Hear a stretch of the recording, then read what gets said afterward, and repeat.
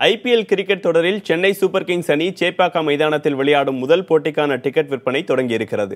கூடுதல் தகவல்களை செய்தியாளர் அருண்மொழிவர்மனிடம் கேட்கலாம். அருண்மொழிவர்மன், 2 ஆண்டுகளுக்கு பிறகு சேப்பாக்கத்தில் ஐபிஎல் போட்டிகள் நடைபெற இருக்கிறது. டிக்கெட்டை வாங்க ரசிகர்கள் எந்த அளவுக்கு ஆர்வம் இருக்கு?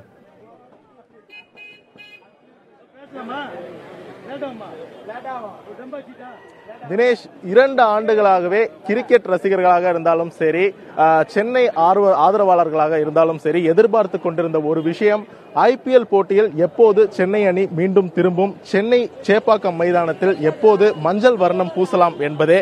அதற்கான நேரம் இப்போது வந்திருக்கிறது. ஏப்ரல் 10ஆம் தேதி சென்னையில் நடக்கும் முதல் போட்டியில் கொல்கத்தா நைட் ரைடர்ஸ் அணியை சென்னை சூப்பர் கிங்ஸ் அணி எதிர்த்து விளையாடுகிறது. அந்த போட்டிக்கான டிக்கெட் விற்பனை தற்போது தொடங்கியிருக்கிறது. ரசிகர்கள் அனைவருமே 2 வருடத்துக்கு பிறகு தங்கள் அணியை காண்பதற்காக ஆர்வமாக சென்னை சேப்பாக்கம் மைதானம் முழுவதும் படை சூழ்ந்திருக்கிறார்கள். கிட்டத்தட்ட 1000த்திற்கும் அதிகமான ரசிகர்கள் இங்கு வந்திருக்கிறார்கள். சார், ரொம்ப நாள் கழிச்சு சென்னை வந்து கிளம்புறங்க போது எவ்வளவு எக்ஸைட்டடா இருக்கு?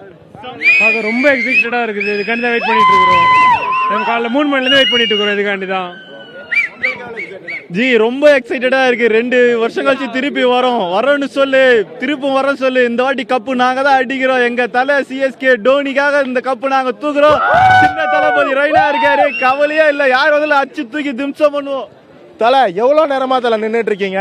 நாங்க 2 மணிலேருந்து நின்றுட்டு இருக்கோம் சார். சரிங்களா, அது 2 வருஷம் கழிச்சு சிஎஸ்கே வந்துட்டு ஆட போகுது. அதுவும் இல்லாம வேர்ல்டு T20 டொமஸ்டிக் கிரிக்கெட்லயே சென்னை தான் நம்பர் 1 டீம்னு சொல்லிட்டு சொல்லியிருக்காங்க. அது தல, நீங்க எவ்வளவு நேரமா வெயிட் பண்ணிட்டு இருக்கீங்க? இப்பதான் வந்து குறுக்குல பூந்தா இவன். ஓகே, ரசிகர்கள்லாம் பாத்தீங்கன்னா இரவுல இருந்தே கண்முழித்து சென்னை அணியின் ஆட்டத்தை பார்ப்பதற்கான டிக்கெட்டை வாங்குவதற்காக இங்க வெயிட் பண்ணிட்டு இருக்காங்க.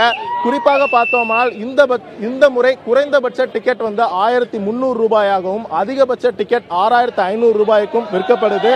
இந்த டிக்கெட் உயர்வு எந்த அளவு ஒரு மாற்றத்தை இந்த ரசிகர்கள் வருவதில் ஏற்படுத்தும் என்பது ஒரு கேள்விக்குறியாகவே இருக்கிறது. ஆனால் வந்திருக்கும் கூட்டத்தை பார்க்கும்போது இந்த டிக்கெட் விலையேற்றம் எந்த அளவிலும் கூட்டத்தில் எண்ணிக்கையில் எந்த மாற்றத்தையும் ஏற்படுத்தவில்லை அப்படின்னு தான் சொல்லணும்.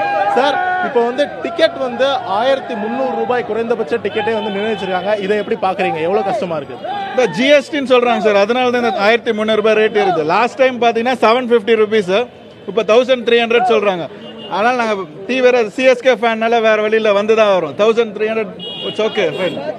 இப்போ இந்த ஏற்றப்பட்டிருக்க டிக்கெட் விலை வந்து எவ்வளோ உங்களுக்கு ரசிகர்களாக எவ்வளோ கஷ்டமா இருக்குது?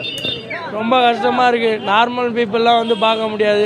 ஐடி அந்த மாதிரி ஆள் தான் பார்க்க முடியாது. சாதாரண ஒரு ரசிகனாக இருந்தால் ஒரு 500 ரூபா வரைக்கும் கொடுத்து பார்க்கலாம். 1300 ரூபான்றது ரொம்ப அதிகமான ரேட்டு தான்.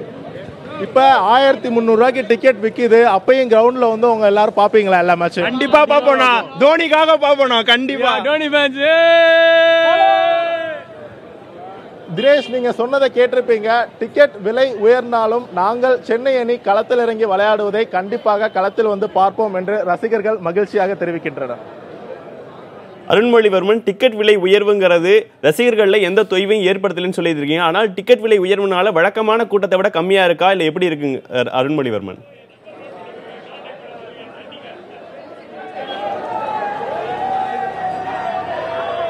கூட்டத்தை பொறுத்த அளவில் சேப்பாக்கம் மைதானம் சுமார் ஒரு 38,000 ரசிகர்கள் ஒரே நேரத்தில் அமர்ந்து பார்க்கக்கூடியது. அவ்வளவு இருக்கைகளை கொண்ட ஒன்று.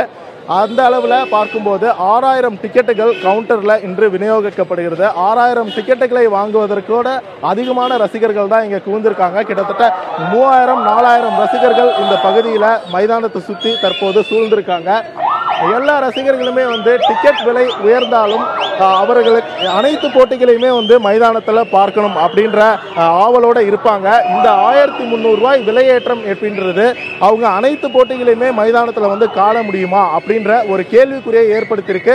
இருந்தாலும் ரசிகர்கள் அனைவருமே எவ்வளவு செலவானாலும் பரவாயில்ல, நாங்கள் எங்கள் சென்னை அணி களத்தில் இறங்குவதை கண்டிப்பாக வந்து களத்தில் காண்போம் என்பதே அவர்களது பதிலாக இருக்கிறது. தினேஷ், அருண்மொழிவர்மன், இந்த டிக்கெட்டுகளை வாங்குறதுக்காக கூட்டம் அளவுக்கு அதிகமா இருக்குன்னு சொன்னீங்க. இதை கண்காணிக்கிறதுக்காக காவல்துறை சிறப்பு ஏற்பாடு ஏதாவது செஞ்சிருக்காங்களா?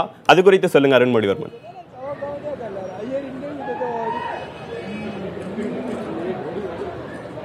கண்டிப்பாகவே தினேஷ், ஒவ்வொரு முறையும் ஆயிரக்கணக்கான ரசிகர்கள் இது போன்ற போட்டிக்கான டிக்கெட் விற்பனையின் போது இங்கு கூடுவது வழக்கமான ஒன்று.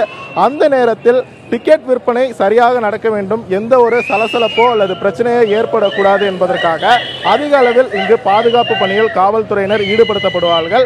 அந்த வழக்கம்தான் இன்றும் கடைபிடிக்கப்படுகிறது. மொத்தம் 3 கவுண்டர்களில் டிக்கெட் சேலானது இன்று நடக்கிறது. இந்த 3 கவுண்டர்கள் வாசலிலுமே காவல் அதிகாரிகள் பணியில் ஈடுபட்டிருக்காங்க. எந்த ஒரு பிரச்சனையும் இல்லாமல் வரிசையில் தடுப்புகளுக்கு உள்ளே அனைத்து ரசிகர்களும் டிக்கெட் வாங்குவதற்கு அனுமதிக்கப்படுகிறார்கள். ஒரு ரசிகருக்கு 2 டிக்கெட் மட்டுமே வழங்கப்படும் என்று தமிழ்நாடு கிரிக்கெட் அசோசியேஷன் சார்பில் தெரிவிக்கப்பட்டிருக்கு. அந்த அடிப்படையில் அனைத்து ரசிகர்களும் தடுப்புகள் அமைத்து உள்ளே பாதுகாப்பான முறையில் அனுமதிக்கப்படுகிறார்கள். ஒவ்வொரு கவுண்டர்களிடமும் காவல்துறையினர் தயார் நிலையில் வைக்கப்பட்டிருக்கிறார்கள். எந்த ஒரு சிறிய பிரச்சனையும் அல்லது சலசலப்போ ஏற்படாத வகையில் அனைத்து பாதுகாப்பு நடவடிக்கைகளும் முன்னேற்கப்பட்டிருக்கிறது. தனேஷ், அருண்மொழிவர்மன், இந்த சேப்பாக்கம் மைதானத்தில் எத்தனை போட்டிகள் நடைபெற இருக்கிறது, அது குறித்த விவரங்களை சொல்லுங்க.